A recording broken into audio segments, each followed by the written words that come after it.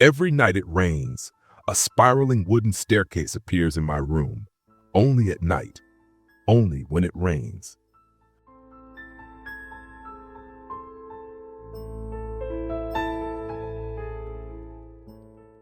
The patter of rain against the roof is usually enough to wake me, loud and insistent, drumming against the window pane. Beyond the glass, the streetlight casts a hazy orange glow through the gap in the curtains, and it falls on the staircase. It rises up, twisting through the ceiling into a place I cannot see, a place of shadow and silence. The first time it appeared, I thought it was just a dream. I smiled to myself, turned over in bed, and went back to sleep. When morning came, the sun drove away the night and the staircase along with it.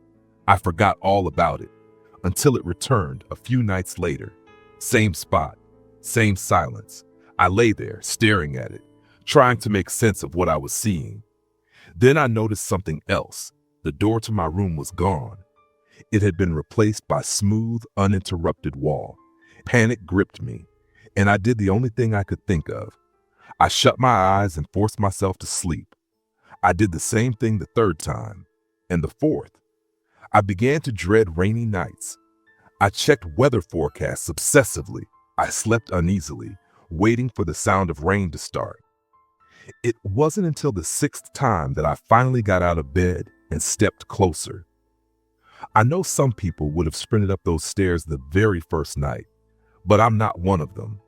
I'm not the kind of person who just does things. I have to think deeply, thoroughly about everything. Every decision, no matter how small, has to be analyzed. I need to map out every possible outcome in my head before I can commit. Sometimes, when things go exactly the way I predicted, I feel a small surge of confidence, but it's draining. And more often than not, something happens that I didn't plan for. A conversation veers off in an unexpected direction. A phone call doesn't follow any of the carefully rehearsed paths in my mind. A social interaction ends in awkward silence, and I panic. I'm reminded that life is unpredictable and indifferent, and I retreat a little further into myself each time. Because of this exhausting mental loop, I procrastinate. Dumbbells gather dust in the corner of my room, untouched. My college assignments pile up. The university starts docking marks for my final grade for every day I miss the deadline. And yet, that still isn't enough to push me into action. I hate that about myself. Hate the gap between what I want to do and what I can make myself do. But even that self-loathing isn't enough to spark change. That night, I stepped a little closer to the staircase. I reached out and tapped the edge of the crooked, rough-carved banister with one finger while the rain streaked the window beside me. It was hard, cold, dark wood. I looked up.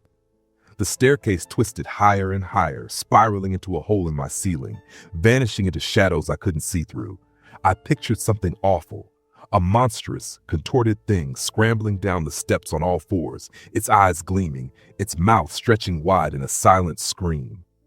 I imagined myself trapped in a room with no door, no exit. My heart pounded. I stumbled back to bed and pulled the covers tight around me, silently begging for the night to pass, for the safety of the morning. And eventually, after what felt like hours, the sun rose. My life continued to stall. Daylight always made the stairs seem less threatening, more like a strange dream than a real danger.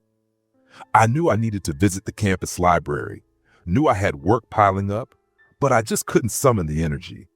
A few friends invited me out one evening. I turned them down. I knew where the conversation would lead. School, assignments, internships, all the things I've been avoiding. I couldn't bear another night of feeling small and useless, so I made up an excuse, then left the follow-up messages unread. That night, I went to bed seething, at the world, but mostly at myself. And once again, the sound of rain tapping hard against the roof stirs me from sleep. I roll over with a growl of frustration, and there they are, the stairs, always the same, always waiting. But this time, I make a choice. I'm going up. I've started keeping a baseball bat beside the bed, a small, silly bit of preparation. and I grab it now, gripping it tight as I force myself toward the stairs. I take a long breath, jaw clenched, and place my foot on the first step. The wood is cold beneath me, and yet a warm breeze drifts down from above. I lick my teeth, nerves jangling, and begin the climb. This is the night. I've made my choice. I'm going to see what's at the top, no matter what I find.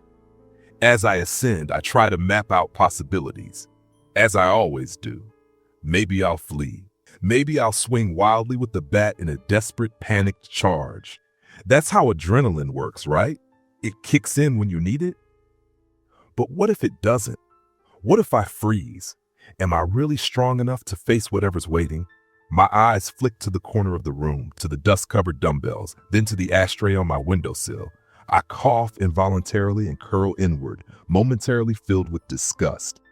But no, not tonight. Screw it. I keep going. And so I do it. Step by step, I climb, my hands trembling as I rise into the dark. The sound of rain follows me, but as I leave my bedroom behind, I notice it no longer drums against the glass of my window. Instead, it seems to be falling on something else, on leaves, ferns, forest. My eyes adjust far more quickly than they should, and I suddenly find myself surrounded by thick jungle vegetation. The air is dense with humidity, rich and pungent in my nose and lungs. I stop and take it all in. Towering, alien flowers tremble ever so slightly despite the stillness of the air. Insects hum and chirr just beyond the edge of my hearing. Sweat beads along my arms, down my back. I'm damp now, the warm rain slipping through cracks in the steps above me, drizzling across my neck and shoulders. I hesitate. I think seriously about turning back. This is too much. I'm way over my head. This isn't just strange, it's impossible. I'm not a man of action. I didn't plan for this. I should go back to the safety of my room, my bed. Like always, like a coward, I flush with shame. No, not this time. This time I keep going. Resolute, I step forward, and from somewhere high above, far in the distance, comes a sound. Clank. I freeze, listening. It doesn't come again. So I tighten my grip on the bat and cautiously press on. The light around me begins to shift, brighter now, shimmering green. It's unmistakable. I'm standing in the middle of an immense rainforest. Bright moss carpets the banisters. Vines drape through the gaps between the steps. Enormous blossoms, glowing with unnatural color, bloom across the dense jungle brush. Still I climb, my fear held in check by the sheer fact that I am climbing, that I haven't turned around. The path ahead is choked with wide, heavy leaves. I push through them with my free hand and emerge, suddenly, breathtakingly, above the canopy. I stop, breath caught in my throat. The staircase no longer spirals. It now stretches forward like a path carved into the side of a lush green mountain, winding gently upward. To my left, the jungle drops away into a vast misted valley, trees rolling and tumbling into the distance before rising again into more jagged mountains beyond. Rain pours down steadily from clouds the color of steel and sea foam, soft and endless, broken by radiant beams of sunlight spearing through the gloom. A wave of dizziness washes over me, sudden and disorienting. I wince, pressing a hand to my temple, which now throbs with a slow, pulsing ache. I pause there on the path, breathing carefully, weighing my options. Once again, the thought of turning back creeps in. I wonder if the staircase might vanish just as strangely as it appeared, if it could dissolve beneath my feet, leaving me to fall, flailing, through the thick canopy and crash into the wet earth below. What if I ended up stranded here, in this impossible place with no way back? But no, the stairs never just disappear, not while I'm watching. They're always simply gone by morning, never fading before my eyes. There's no clear time limit, not exactly. As long as I stay awake, as long as I don't waste time, I should be fine. I know I'm rationalizing, trying to justify pressing on instead of retreating. It's terrifying, yes, but I've come this far. I made a choice. If I turn back now and the stairs never come again, then that's it. I'll never know what was waiting at the top, and I'll have to live with that for the rest of my life. so I keep moving forward. And once again, from somewhere ahead in the distance, clank. The boards beneath my feet creak with every step. All around, I hear the cries of strange birds, the low chirr and hum of unknown creatures hidden in the trees. I wipe sweat from my brow and push through a curtain of wet, sticky vines, grateful as I come beneath a fresh canopy that shields me from the rain once again. A bright, iridescent frog leaps from the slick wooden walkway and vanishes into the underbrush as I pass. The path hugs the mountain's edge a little longer, then turns gently inward, winding into thicker jungle.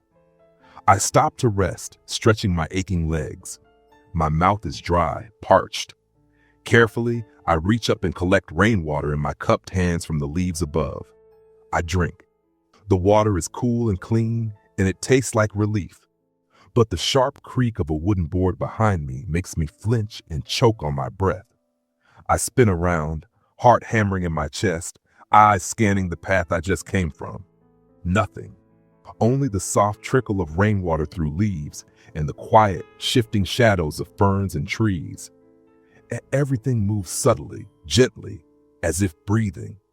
I press forward, walking a little faster now. The trees grow taller as I go, ancient and imposing.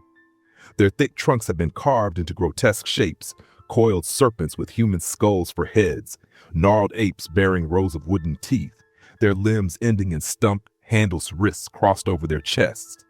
Eyeless parrots frozen mid-motion, wings spread wide as if forever preparing for flight. Stairs are made to be climbed, I whisper to myself. They appear for a reason.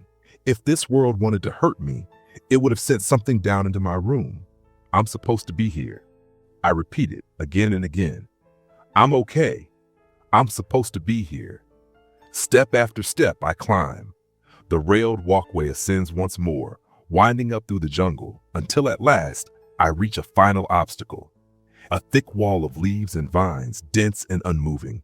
This is it, the end of the path, the last moment to turn back. But I know what that would mean, guilt, regret, and frustration trailing me for the rest of my life. If the stairs never come again, I'll always wonder what was beyond this wall.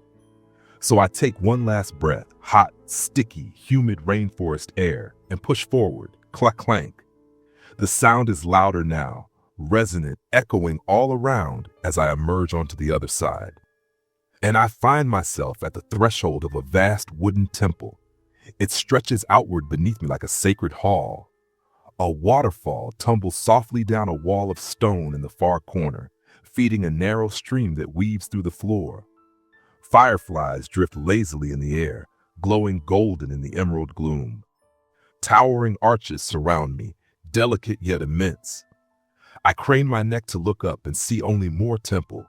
Wooden walls stretching impossibly high, vanishing into the canopy above, as if the temple itself is growing with the trees, rising endlessly into the sky. And there's movement all around me. Narrow, creaking wooden bridges shift and grind through the air, their long, weathered lengths sliding into new positions with the groan of ancient mechanisms. Gears turn slowly, splashing water down from above, soaking the floorboards beneath my feet.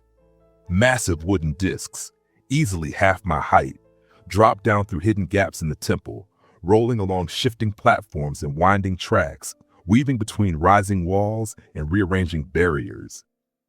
It's like nothing I've ever seen. The clank sound, I realize now, is the moment a bridge locks into place, colliding with a gear to reroute the rolling discs down a new path.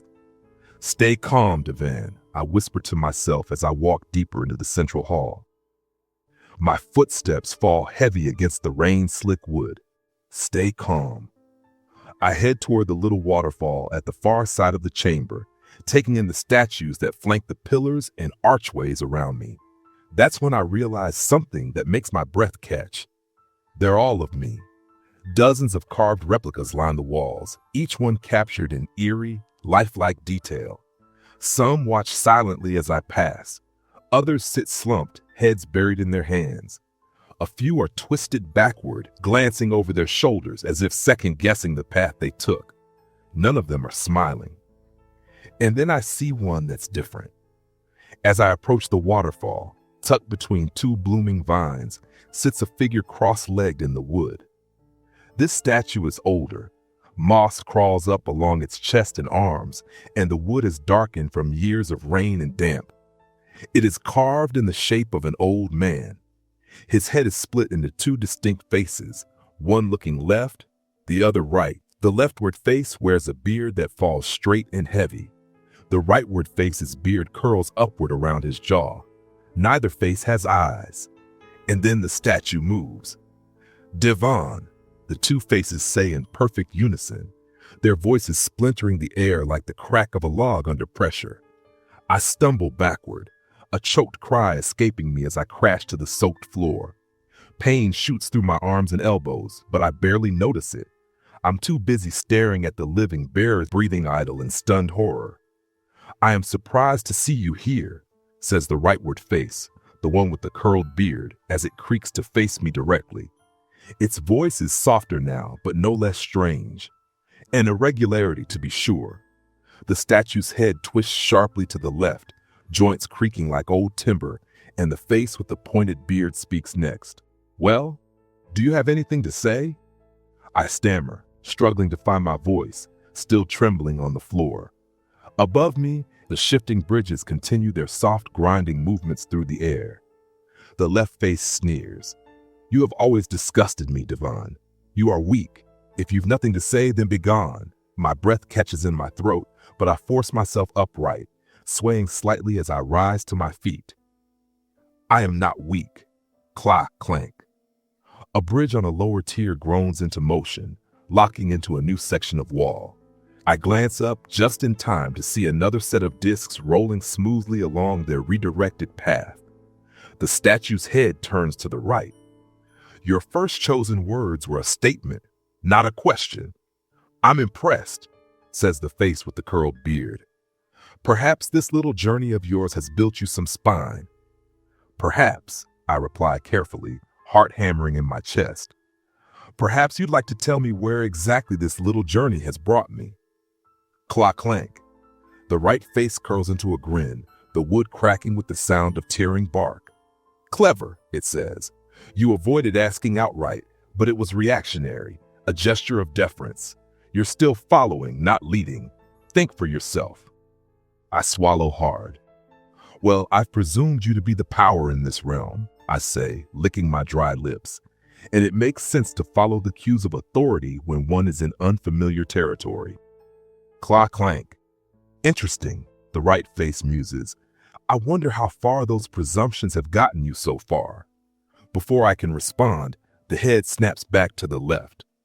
What is it that you want, boy? The left face demands, voice low and stern. Speak now and speak well, or I will cast you out. I grimace, steadying myself with a breath drawn slow and deep. Fear crawls through me like ice, but I bite it back. I will not break in front of this thing. I don't know why, but some deep instinct tells me, if I falter here, I lose everything. What is this place? And why did you summon me here? Clock clank. The two faces laugh in eerie unison, the sound hollow and splintered. Summon? The left face scoffs. Such arrogance. You think I would summon the likes of you? A directionless little worm? An agent with a will free in name only, withered and pitiful beyond recognition? The head cracks to the right. If I had summoned you, Devon, you would never have come. Making decisions is not among your strengths. You avoid. That is your nature. I square my shoulders, forcing myself to stand tall. But I did come, I fire back. I am here. Or are you going to deny the fact that I stand before you right now? Cluck clank. A bridge above the statue creaks into motion, sliding out from the wall and shifting at a right angle directly over its head. A cluster of discs rattle across it, then vanish into another gap in the far wall. You haven't answered my question, I say, eyes fixed on the statue. There's a pause, long enough to unsettle me before the right face speaks again. You stand in the temple of process, it says calmly. Your temple of process, to be precise. Here, probability, chance, and choice are measured, weighed, and watched. The discs you see play out the outcomes far below. and the columns in the great walls reflect distinct aspects of your being.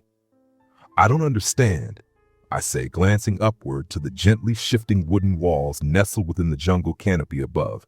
The head cracks harshly to the left. Of course you don't, the left face sneers.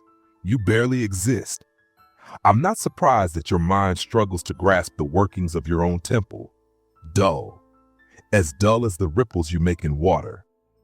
What impact do you think you've had, boy? The statue's riddles spin in circles. I can only half grasp their meaning. My eyes drift to one of the towering columns off to my left, narrow but deep. It's crammed with stacked wooden discs ascending high into the trees above. I point. What does that one represent? The head snaps back to the right. That column, the right face says slowly, reveals a critical element in the matrix of your health. It tells me the probability, specifically, of one of your cells mutating into a poison, a cancer of the flesh, within the next 7 lunar cycles. I stare up at the towering stack of discs in horror. Cancer? Clock-clank. Multiple bridges swivel and shift at once, extending suddenly from the sides of the towering column. They stretch across the hall, locking into place with others on the far side. A torrent of discs spills from the column's shifting platforms, rolling across the newly connected bridges, rerouting swiftly to unknown destinations. What just happened? I ask, whipping around to face the statue. Why is the column changing? You just gave up smoking, it replies, flat and matter of fact. What? What do you mean? How could I have just given up smoking? How would you even know that? 4 questions in one, the right face says, almost mournfully, before the head turns to the left with a splintering crack. It is truth, says the left face. A decision was made. Old outcomes sealed, new ones opened. Is this how you plan to spend your time here? Mouth agape like some slack-jawed fish, blubbering over the simplest revelations?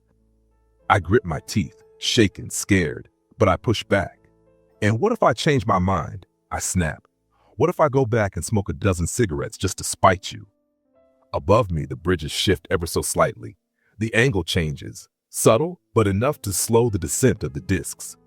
They creak under strain, and water drips steadily down their length. Then that will be an act of will, the face replies coolly. And Janice knows you need it. I stand still beneath the web of moving bridges, watching them creak and groan as they adjust again. Subtle corrections made, and then resume. The discs roll onward, continuing their descent, now noisier, more forceful, scattering through the temple like thoughts through a panicked mind. Holy shit. The implications slam into me all at once. A place like this, a machine like this. I can't help it. My entire life begins playing itself through my head. Every choice I've made, every moment of hesitation, every failure, every rare win. Decisions small and huge, mistakes and what-ifs colliding, bleeding into one another, crashing together in a blur of regret and wonder and disbelief. Clock-clank, clock-clank, clay-clank, clay-clank. The statue rises. The motion is grotesque, unnatural. I'd only just grown accustomed to its twin faces, and now it moves, unfolding into a towering wooden horror. My stomach twists. A wave of vertigo crashes through me, tearing at my already fragile grip on reality. Get a hold of yourself, boy. The left face barks as the bridges above shift with violent speed, rattling the very bones of the temple. You don't belong here, says the right face, calm but firm. Return to your life. Go on as you were. Allow me to return to my peace. How much have I missed? I choke out. How many outcomes have I already closed off? How many are gone for good? The statue's fists clench tight. Splinters rain down from its limbs. The whole structure shudders beneath our feet. You wait for change, a great fix, the right face intones, voice deep, almost mournful. You wait and wait for some external force to decide your direction.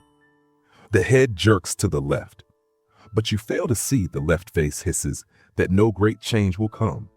External forces blow past like wind across stone, while the cells of your life, your time, your energy, mutate. 1. The head turns back to center. Both faces speak, thunderous and unified. Nothing will come of nothing. The temple trembles. Get him out, the voices roar. I spin around in horror as the carved statues of myself, those silent wooden copies, begin to shudder and stumble from their pedestals. They lurch toward me, arms outstretched, their faces twisted in pain or rage. No, no, I shout. I can't let them take me. I won't. I'm not theirs to control. I am the master of my own fate. I have to be. I raise the bat, arms shaking with fury and fear, and swing with everything I have. Crack! The blow lands hard against the head of the nearest statue, shattering the side of its face and sending it crumpling to the floor in a heavy, splintered heap. Rain-slick wood crashes onto the temple floor. I swing again. The bat comes down with a roar, splitting the remains of the statue's head in a burst of brown and green. Clock clank. I turn, breath heaving, and swing again and again. Each strike lands with a grunt, each movement deliberate. I pivot, smashing another to the ground. One by one they fall, my broken reflections sprawled in pieces around me. Clock clank. Clock clank. I back away, step by step, retreating toward the temple's entrance, the wall of vines where this all began. My hands are slick, the bat raised high above my head as I shout toward the two-faced idol. I'm going, all right? I'm going. But on my terms, not yours. The decision is mine, and mine alone. The statue's mouths both begin to open, poised to speak. But I don't stay to listen. I turn, and I run. I sprint through the wide temple hall, past the fireflies and arches, fleeing from the advancing statues. Rain lashes through the air beyond the canopy as I tear across the boardwalk. Clock clank. I slip, stumble, but I don't stop. Lightning forks in the distance, lighting up the forest canopy in violent flashes. I charge along the rain-slick path that curls around the edge of the mountain. And then I feel it. The boards beneath my feet begin to creak. I reach out to steady myself on the railing, but it snaps off clean in my grip, tumbling away into the thick, dark jungle below. Oh no. Oh fuck. Am I too late? Was I gone too long? The creaking intensifies into splintering cracks, wood groaning under strain. Rotten, giving way, crack, tear, snap. The walkway beneath me begins to disintegrate. Boards rip away and plunge through the leaves, falling out of sight. Please, I gasp, my voice breaking. Please, just a little longer, just a little longer. I can see it, the top of the spiral staircase not far now. So close, too close. Just as I lunge for the final rail, the entire platform collapses beneath me. The stairs, the walkway, all of it crumbles and falls with the rain, tumbling down through the twisted trees and wet vines. I grab for anything, but the surfaces are too slick, the vines too loose. I'm slipping, sliding, falling. Oh, fuck! This is the end. I squeeze my eyes shut, screaming for help, for something, anything. And suddenly, the air shifts. Cool wind rushes across my face. The suffocating humidity vanishes behind me like a dream. I slam down hard onto something solid. The jolt rattles through my spine, through the floor, through the walls. I'm lying flat on my back, on carpet, in my room. Oh God, I groan. Oh Christ.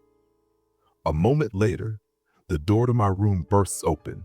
Two of my housemates stand frozen in the doorway, wide-eyed, clearly just shaken from sleep. Their gazes lock on me, soaked to the bone, bruised and sprawled on the floor amid a heap of rotting wood. What the fuck, Devin? Are you okay, man? What the hell was that noise? I blink at them, dazed, trying to gather my bearings. Slowly, I turn to glance over my shoulder, wincing as I do. The stairs are gone. The sun is rising. Pale light seeps in through the window. Rain still falls, but now it's gentle, barely more than a patter against the glass. And I laugh. I push myself upright, shoving aside splintered wood, nearly losing my balance. My housemates rush in, steadying me. Thanks, I mutter, nodding, and stagger toward my dresser. I pull open a drawer and toss a change of clothes into my college bag with shaking hands. Devin, one of them asks as I yank on my shoes. What are you doing? Where the hell are you going? It's 5 a.m. I pause to rub my sore wrists, jaw tight. Then I swing the bag over my shoulder and push past them, heading straight for the front door. You know what? I call back with a half smile and a wave. I'm going to the fucking library. And after that, I think I'll hit the gym. Clank, clank.